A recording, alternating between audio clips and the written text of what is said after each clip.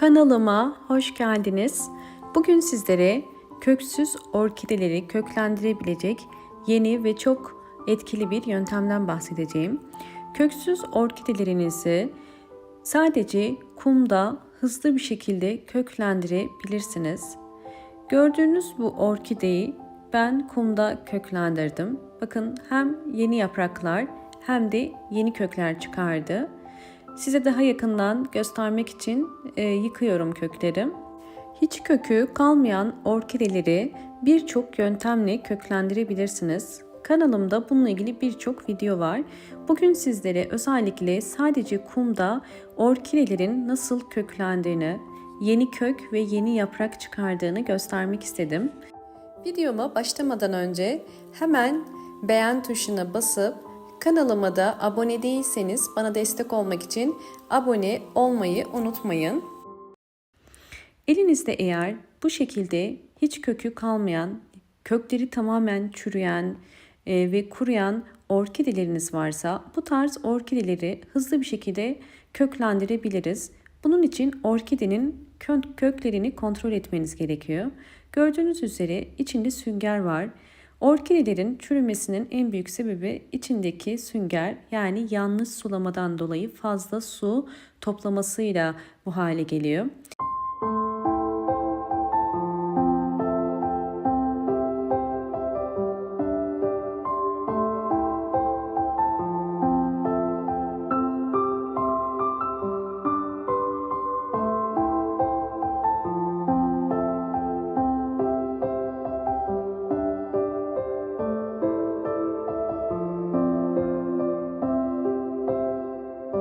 Özellikle sizlere bakın yakından göstermek istiyorum. Bu kökü kestiğim zaman bakın içinde yeşil var. Yani bu canlı olduğunu gösteriyor. O yüzden bu iki kökü kesmeyeceğim ve orkidenin köklenmesi için bırakacağım. Hemen ihtiyacımız olan bir plastik orkide saksısı. Şeffaf, altı delikli olması gerekiyor. Onun için en altına drenaj oluşturması için ve kumun süzülmemesi için çakıl kullanıyorum.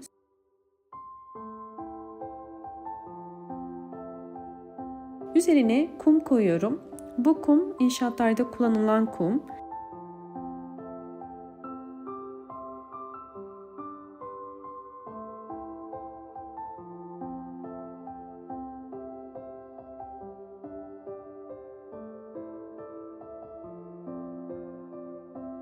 Ve elimdeki orkidemi saksının tam ortasına yerleştiriyorum.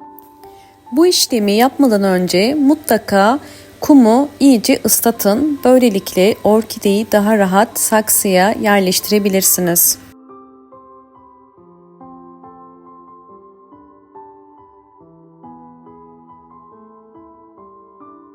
Evet, köksüz orkideyi saksıya ektim. Bakın bu şekilde kumun gövde kısmına kadar gelmesi gerekiyor. Bunu sulayıp bol ışık alan bir pencere kenarına koyabilirsiniz. Eğer kumunuz ıslaksa sulamanıza gerek yok. Fakat bakın bu şekilde sulayabilirsiniz. Bu orkidemin aylar içerisindeki gelişimini tekrardan paylaşacağım.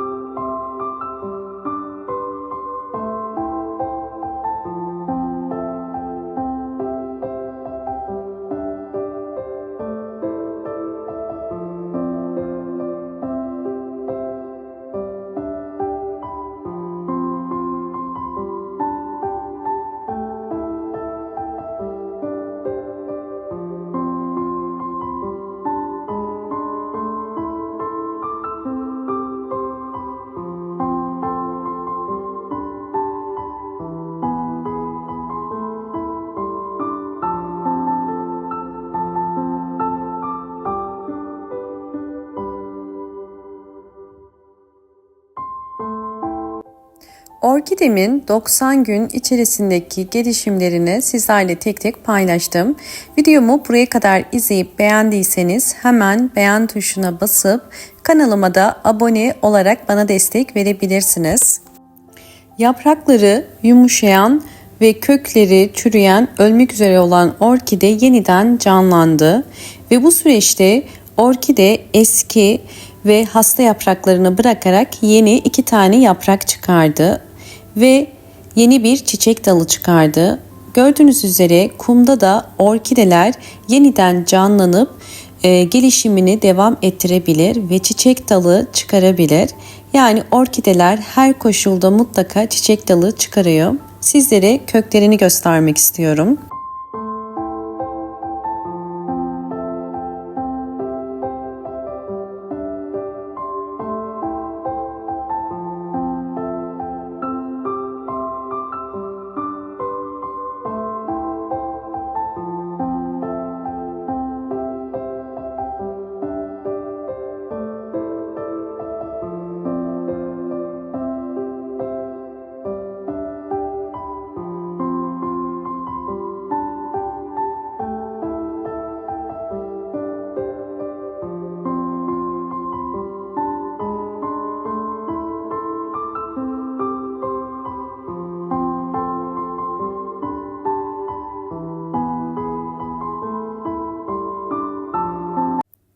Kökleri ve yaprakları canlanan orkideyi kumdan çıkaracağım. Öncesinde videomu buraya kadar izlediyseniz ve beğendiyseniz hemen beğen tuşuna basıp kanalıma da abone olmayı unutmayın. Şimdi orkidemi artık su kültürü uygulayacağım. Bu aşamadan sonra sizler isterseniz çam kabuğu ya da Hindistan cevizi kabuğuna ekebilirsiniz. Ben su kültürüyle devam etmek istiyorum. Bu yüzden su kültürüne koyarak köklerin aynı şekilde daha hızlı çıkmasına yardımcı olacağız.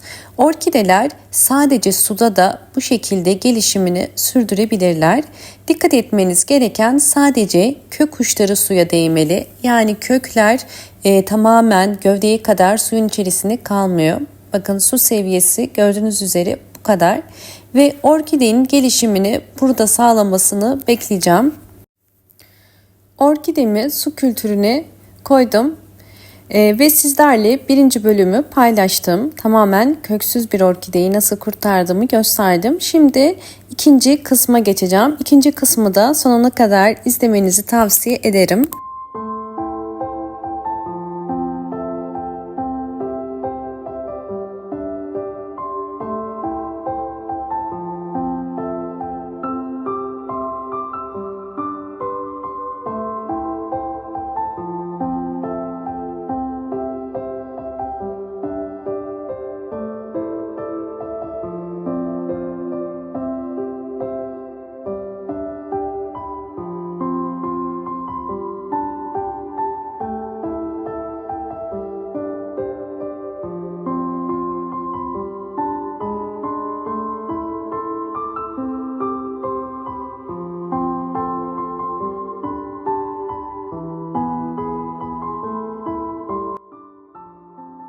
Orkideler birçok toprakta büyüyebilirler.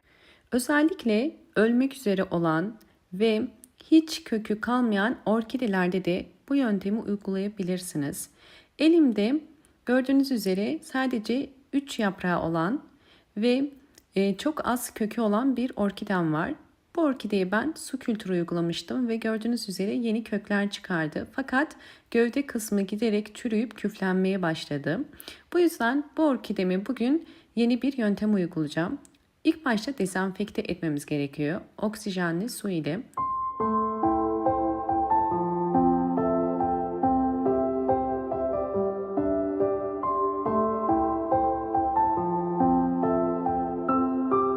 Bir tatlı kaşığı kadar oksijen suyunu 100 milim suyun içerisine koyuyorum.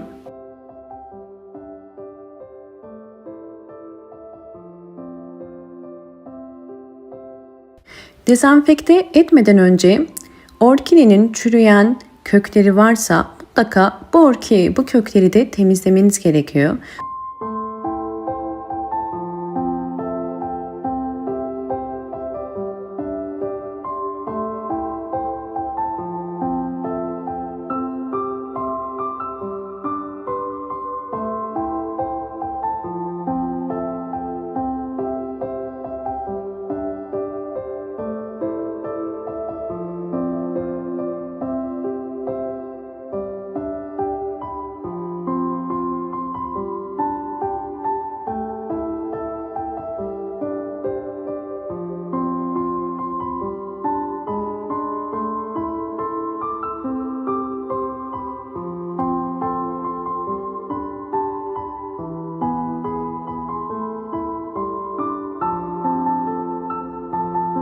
Evet, orkide kurudu. Artık yeni yerine saksısını alabiliriz.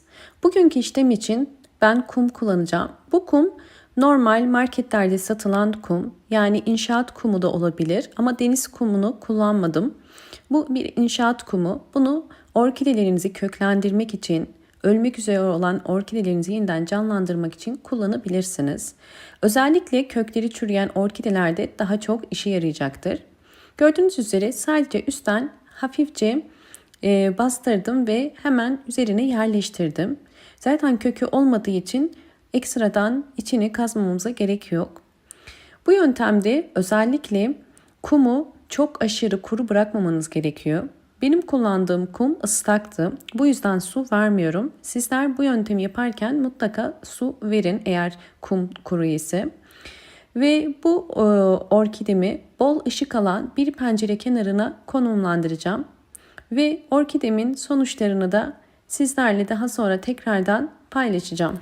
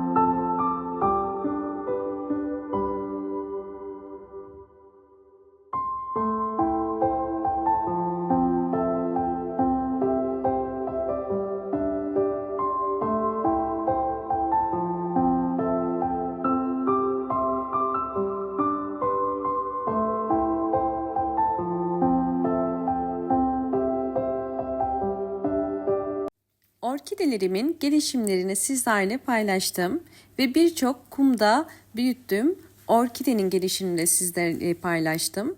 Bu aşamada dikkat etmeniz gereken en önemli şey bol ışık alması ve kum çok kurumadan su vermeniz. Kumun sürekli nemli kalması gerekiyor ve böylelikle sağlıklı orkideler elde edebilirsiniz.